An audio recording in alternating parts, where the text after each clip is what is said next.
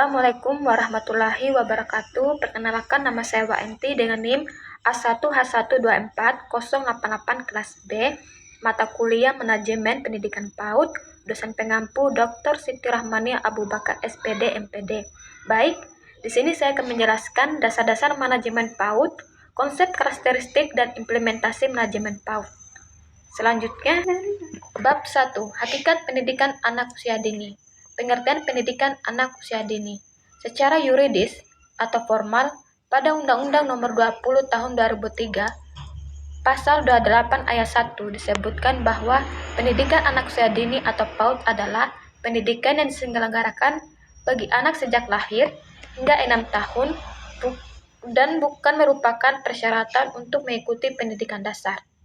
Kelembagaan PAUD di Indonesia diselenggarakan melalui 3 jalur, yaitu sebagai berikut. Yang pertama, jalur formal, Taman Kanak-Kanak atau TK, dan Raudatul Atful atau RA untuk usia 4-6 tahun.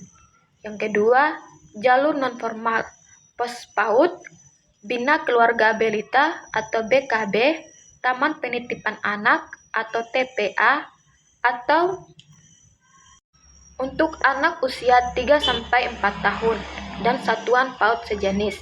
Yang ketiga, jalur informal, PAUD yang diselenggarakan di lingkungan keluarga untuk usia 0-2 tahun. B.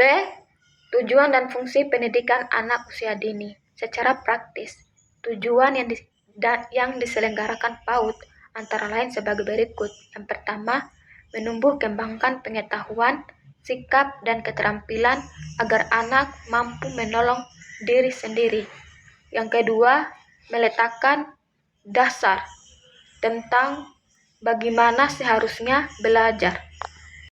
Secara umum, tujuan PAUD adalah untuk menumbuh kembangkan aspek fisik dan psikis pada anak usia dini agar menjadi generasi bangsa yang beriman, bertakwa, berakhlak mulia, sehat, cerdas, dan Pancasila. Lanjut, sementara itu, fungsi dari penyelenggaraan PAUD bagi anak usia dini antara lain sebagai berikut. Yang pertama, seluruh kemampuan yang dimiliki anak dapat berkembang sesuai dengan tahapan perkembangan anak. Yang kedua, anak mengenai dunia sekitar seperti tumbuhan, binatang, dan berbagai benda mati yang ada di sekitarnya. Yang ketiga, anak mampu bersosialisasi melalui kegiatan bermain, karena dalam kegiatan bermain, anak diajak untuk berinteraksi dan berkomunikasi. Selanjutnya, bab 2, tumbuh kembang anak usia dini. A. Anak usia dini ditinjau dari sudut pandang fisiologi. Jika anak usia dini dilihat dari sudut pandang fisiologi, maka ada 2 rentang usia pada mereka, yaitu yang pertama, bayi dan toddler, yaitu usia lahir hingga 3 tahun. Yang kedua, masa anak awal, yaitu usia 3-6 tahun. Selanjutnya, B. Anak usia dini ditinjau dari sudut pandang psikologi. Psikologi sesuatu yang berhubungan dengan psikis yang berupa jiwa atau pikiran manusia. Pada sudut pandang psikologi, perkembangan anak dipetakan dalam 4 aspek. Yang pertama, agama dan moral. Perkembangan agama pada anak usia dini identik dengan pemahamannya akan Tuhan. Sementara itu, perkembangan moral pada anak usia dini identik dengan pemahaman dan kemampuannya untuk mematuhi aturan dengan cara yang sederhana. Selanjutnya 2, kognitif. Perkembangan kognitif adalah salah satu aspek perkembangan pada anak yang berkaitan dengan pengertian atau pengetahuan, yaitu semua proses psikologi yang berkaitan dengan bagaimana anak belajar dan memikirkan lingkungannya. Selanjutnya 3, bahasa. Ada 2 bentuk kemampuan berbahasa pada anak, yaitu kemampuan reseptif dan kemampuan ekspresif. Kemampuan reseptif yaitu dimengerti dan diterima, berupa kemampuan menyimak dan membaca suatu informasi. Sementara itu, kemampuan ekspresif dinyatakan berupa kemampuan berbicara dan menulis. Selanjutnya 4, sosial emosional. Perkembangan sosial dapat diartikan sebagai suatu proses pemilihan kemampuan untuk berperilaku yang sesuai dengan keinginan yang berasal dari dalam diri seseorang dan sesuatu dengan tuntunan dan harapan-harapan sosial yang berlaku di masyarakat. Selanjutnya, bab 3, kurikulum pendidikan anak usia dini. A. Program pengasuhan. Pengasuhan berasal dari kata asuh, yang berarti menjaga, membimbing, dan memimpin anak kecil. Sementara pengasuhan adalah proses, cara, atau perbuatan menjaga dan membimbing anak usia dini agar tumbuh kembangnya berlangsung secara optimal. Selanjutnya, ada 3 model pola asuh guru PAUD terhadap anak yang lazim digunakan, yaitu yang pertama pola asuh otoriter. Pola asuh otoriter memiliki ciri khas guru PAUD membuat hampir semua keputusan untuk anak-anak dipaksa untuk patuh kepada guru PAUD. Yang kedua, pola asuh demokratis. Pola asuh demokratis ini, guru PAUD memberikan kebebasan kepada anak untuk beraktivitas, namun tetap di bawah pengawasannya. Yang ketiga, pola asuh permisif.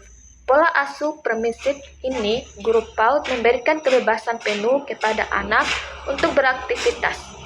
B. Program pembiasaan. Yang pertama, pembiasaan rutin. Pembiasaan rutin merupakan kegiatan yang dilaksanakan anak secara terus-menerus dan konsisten setiap saat. Selanjutnya, 2. Pembiasaan spontan. Pembiasaan spontan adalah kegiatan yang dilakukan oleh guru PAUD terhadap anak yang bersifat spontan saat itu juga dan pada waktu terjadi keadaan tertentu. Yang ketiga, pembiasaan keteladanan. Pembiasaan keteladanan merupakan kegiatan memberikan contoh perilaku baik sesuai dengan sistem nilai yang berlaku oleh guru PAUD terhadap anak.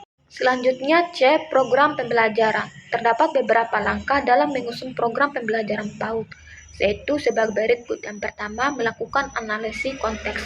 Yang kedua, menentukan visi, misi, dan tujuan lembaga PAUD, lalu mengembangkan menjadi program kegiatan yang real agar dapat meningkatkan kualitas lembaga PAUD tertentu.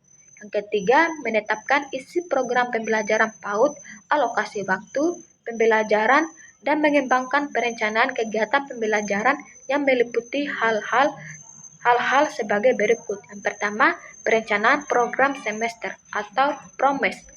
Yang kedua, pemecahan program mingguan atau rencana pelaksanaan pembelajaran mingguan atau RPPM. Yang ketiga, perencanaan kegiatan harian atau rencana pelaksanaan pembelajaran harian atau RPPM. Selanjutnya, bab 4, hakikat manajemen PAUD. A. Pengertian manajemen PAUD. Kata manajemen mengandung 3 makna, yaitu pikiran atau mind, tindakan atau action, dan sikap atau attitude. Sementara secara etimologi, kata manajemen dapat diartikan di dalam 4 hal, yaitu yang pertama, kemampuan atau keterampilan untuk memperoleh suatu hasil dalam rangka mencapai tujuan.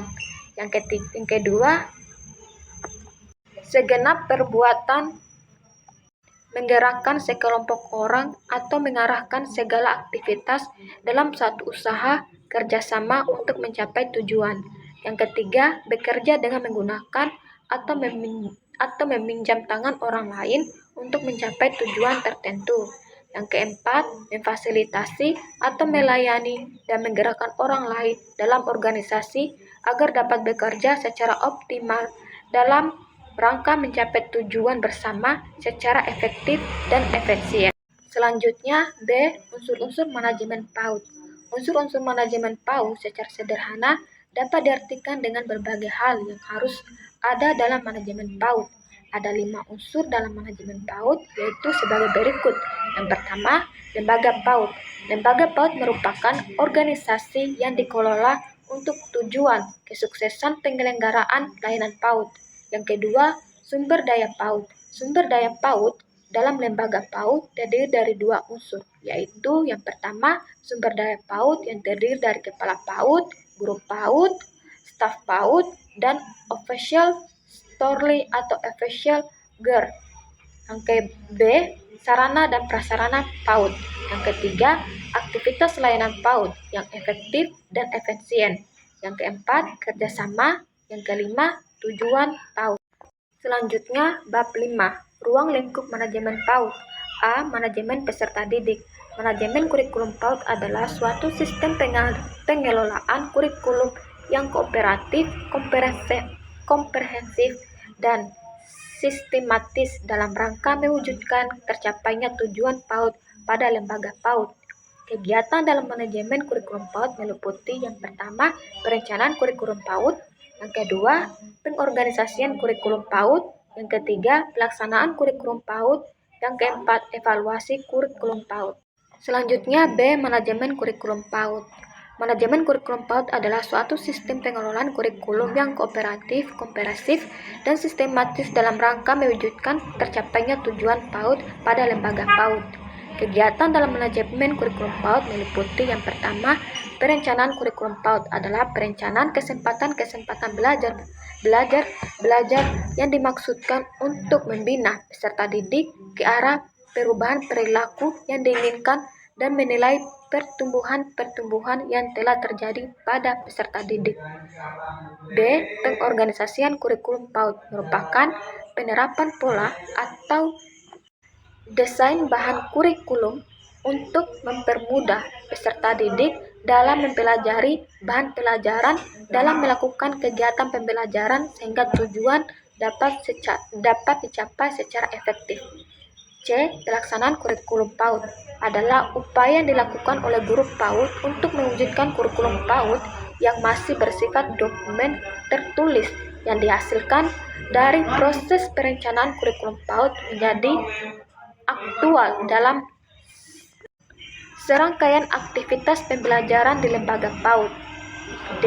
Evaluasi kurikulum PAUD adalah proses penyusunan kriteria keberhasilan pelaksanaan kurikulum PAUD, pengukuran, penilaian, dan pengambilan keputusan ataupun kebijakan sebagai keberhasilan pelaksanaan kurikulum PAUD di lembaga. Selanjutnya bab 6, perencanaan lembaga PAUD. A. Pengertian perencanaan lembaga PAUD. Secara sederhana, perencanaan dapat diartikan pertama, upaya merumuskan suatu maksud atau tujuan. Yang kedua, upaya memperkirakan apa yang akan terjadi. Yang ketiga, upaya memperkirakan apa yang akan dilakukan. Yang keempat, upaya memprediksi pencapaian suatu keberhasilan. Yang kelima, upaya menganalisis langkah-langkah yang harus dilakukan ke depan. B. Tujuan dan manfaat perencanaan lembaga PAUD. Secara umum, tujuan dan perencanaan lembaga PAUD adalah untuk mendapatkan rumusan tujuan PAUD yang hendak dicapai oleh suatu lembaga PAUD serta mendapatkan berbagai deskripsi mengenai langkah-langkah yang harus dilakukan untuk mencapai tujuan PAUD. Selanjutnya, bab 7, pengorganisasian lembaga PAUD. A. Pengertian perorganisasian lembaga PAUD. Organisasi berasal dari kata organisasi yang dalam bahasa Yunani berarti alat atau sarana. Dalam bahasa Inggris berasal dari kata organization yang berarti proses pengaturan kelompok masyarakat atau sistem. B. Proses pengorganisasian lembaga PAUD. Yang pertama, mendesain struktur lembaga PAUD. Yang kedua, mendesain pekerjaan. Yang ketiga, membentuk tim kerja. Yang keempat, menjalin kerjasama sosial dengan masyarakat. C. Tujuan dan manfaat pengorganisasian lembaga PAUD. Pengorganisasian lembaga PAUD adalah suatu pemberian diskriminasi mengenai tugas pokok dan fungsi setiap guru PAUD dan staf dalam mencapai tujuan lembaga PAUD sesuai dengan struktur lembaga PAUD yang telah ditetapkan. D. Selanjutnya bab 8, kepemimpinan kepala PAUD. A. Pengertian kepemimpinan. Pemimpin adalah upaya memberikan pengaruh kepada setiap sumber daya manusia untuk melakukan kegiatan dan saling melakukan kerjasama dalam berbagai kegiatan. B. Kepemimpinan kepala PAUD sebagai komunikator dalam pelaksanaan program kegiatan PAUD. Inti dari organisasi adalah kerjasama menuju tujuan bersama. Hal ini karena pada organisasi terdapat banyak orang. Demikian juga di lembaga PAUD. Komunitas pada dasarnya merupakan suatu upaya memindahkan ide-ide ataupun informasi dari satu orang kepada orang lain, mampu dan dapat menerjemahkan ide-ide yang ada untuk mencapai tujuan tertentu. Selanjutnya, C. Disiplin. Selanjutnya, bab 9, pengawasan oleh Kepala PAUD. A. Pengertian, tujuan, dan manfaat pengawasan. Pengawasan merupakan fungsi manajemen yang dilakukan setelah Kepala PAUD menyusun rencana lembaga PAUD, mengorganisasikan lembaga PAUD, dan melaksanakan praktik kepemimpinan untuk mewujudkan rencana lembaga. Sementara secara khusus, tujuan dari dilakukan pengawasan antara lain sebagai berikut. 1. Untuk menentukan tingkat keberhasilan guru dan staf guru PAUD dalam melaksanakan program kegiatan PAUD. Yang kedua, untuk mengetahui faktor-faktor yang dapat menghambat pelaksanaan program kegiatan PAUD. Yang ketiga, untuk mendapatkan alternatif solusi dari setiap hambatan atau masalah dalam pelaksanaan program kegiatan PAUD. Yang keempat, untuk mendapatkan bahan masukan dalam membuat perencanaan lembaga PAUD di tahun pelajaran mendatang. Selanjutnya, baik, itulah penjelasan yang dapat saya sampaikan. Lebih dan kurangnya mohon dimaafkan. Saya akhiri dengan ucapan wassalamualaikum warahmatullahi wabarakatuh.